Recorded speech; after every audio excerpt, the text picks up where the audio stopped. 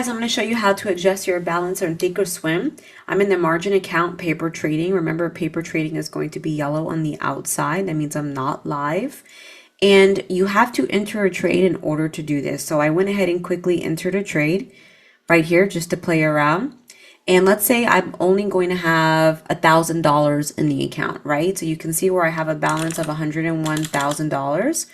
I want to only have $1,000 in there, which means I have to make sure I put a difference of $100,000. So what I'll do is, or what you will do is, right click, adjust cash, and you're going to hit minus, and then you're going to put your numbers here. Click OK, and now my account reflects that I have $8,000. There are other methods that you can use. You could use this as well, but I found this to be much easier.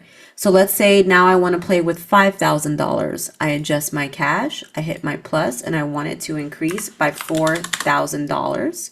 Hit OK, and now it's adjusted to $4,000.